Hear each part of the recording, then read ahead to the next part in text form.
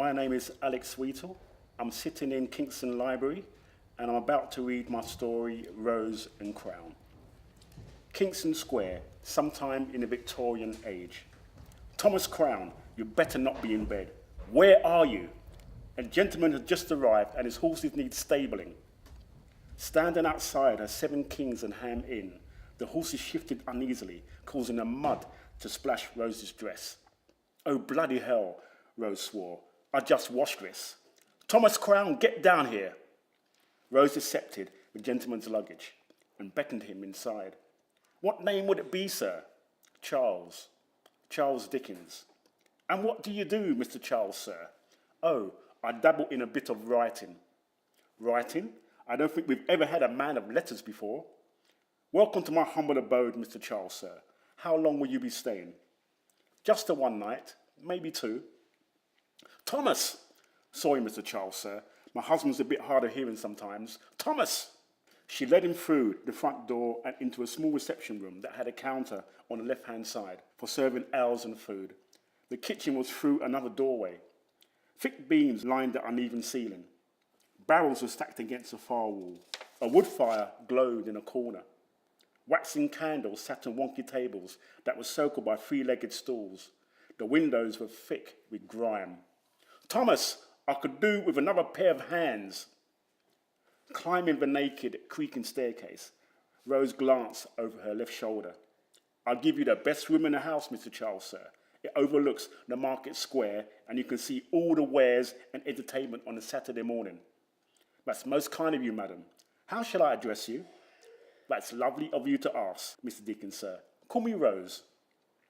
Offering Mr. Dickens a key, she marched along to the end of the hallway and entered her own bedroom. She found Thomas sprawled on the bed. Drool leaked from his mouth. Get up, get up. We have a gentleman guest. He's a man of letters, so at least he'll know how much we're going to charge him. His horses need stabling and his carriage needs cleaning. Thomas rode onto his back. The daylight caused him to squint. Can't you do this, Rose? I'm a bit indisposed. Indisposed? You're indisposed? I was up with the larks this morning, making Mr. Grimthorpe's breakfast. He wanted an early start with a side of ham. I had to wash the linen, sweep out the rooms, scrub out the back, fetch the milk. Thomas covered his ears. Rose continued. Get some eggs in, barter for a side of ham, wash the jars, wipe the tables. Will you shut up, Rose? It's Friday. I have half a day off on Fridays. You had the evening off yesterday, Rose countered. Don't you think I saw you creeping off in the middle of the night to the sledge and muck?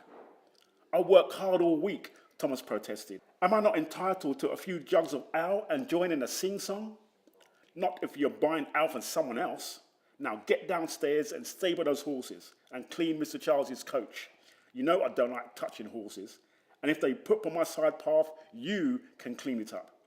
Nag, nag, nag. That's all I get with you, Rose. I'll find more peace in Bridewell Prison. Then be my guest and find a room there. I don't know what to make of you there. You're about as much use to me as a stocking made of wet mud. Thomas wiped his face, picked out the matter from his eyes, and slowly got up to his feet. Before he went downstairs, he offered Rose an evil glare. If you want to be fed tonight, don't look at me like that, Thomas Crown, Rose barked. 16 hours later, Rose was preparing a dinner of goose, carrots and potatoes for Mr. Dickens and 3 other guests. Thomas had cleaned the stables and groomed the horses, but he was nowhere to be found.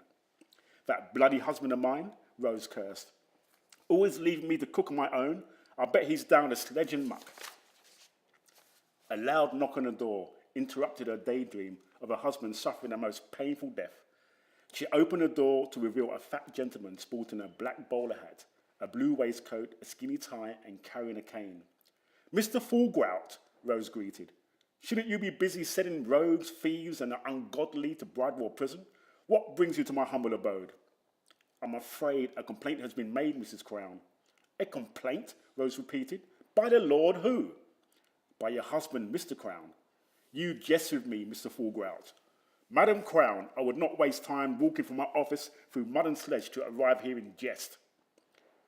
What is Thomas's complaint? The horses pooped on his breeches? Mr. Fullgrout held the lapels of his jacket with his thumbs and forefingers. A window was opened above. Mr. Dickens looked out of it. Of never-ending and most highly unpleasant nagging, Mrs. Crown, Mr. Fullgrout finally replied, and I'm sure that you're aware of the punishment. Rose shook her head. I'm aware that the law of this town is an ass, a gigantic ass, but Thomas would never complain about me. I'm afraid he did, Madam Crown. Do you accept the customary punishment, or would you rather spend a night or three in Bridewell prison? You may know that the rats, spiders and cockroaches that make the home there are not friendly. The next morning, Rose was led by Mr. Fullgrout and two of his assistants to a nearby waterway where she was strapped into a ducking stool. Buyers and sellers on the market followed the procession. They jostled for a good vantage point. Some took to the rooftops. The rope was tied tight about Rose's wrist and waist. The dominantly male crowd whooped, laughed and hollered. The water was thick with flotsam, sewage and spoiled food that even the vagrants rejected. Rose closed her eyes and gritted her teeth. She could do nothing about the vile stench that attacked her nostrils. She promised herself not to scream. The moment came. She was suddenly dropped into the filthy pool. There she remained for 2 seconds before she was hoisted up again. The mob cheered and tossed their hats into the air. Rose tried her best to clear her eyes. She coughed, retched and spluttered. Nightfall came, but there was no sign of Thomas Crown. Rose sat in the kitchen, her clothes drying on a wooden frame set around the fire. She whispered dark thoughts under her breath. The back door opened and closed again. Rose looked up. She recognized her husband's footsteps. He entered the kitchen carrying a bag. You've got a nerve, Thomas Crown, Rose roared. There's no bed for you tonight. You can sleep with the worms and beetles. Get out of here. I'm sorry, Rose, Thomas apologized. So sorry. I was stupid. I didn't think Mr. Fullgrout would go through with it. I swear. Did you watch? Rose wanted to know. Tell me, Thomas Crown, did you watch the whole town laughing as I was dunked into that mucky pool? Did you? For the life of me, I still can't get the smell out of my clothes. Thomas sat down at the kitchen table. Of course not, my dear. I was drunk when I made the complaint to Mr. Fullgrout. I didn't think he'd go through with it. You didn't think he'd go through with it? Mr. Fullgrout hates women. He committed his own mother to an asylum. He sent his own sister to Bridewell prison because she couldn't pay a debt. I've got something for you, Rose, Thomas said. My way of saying sorry.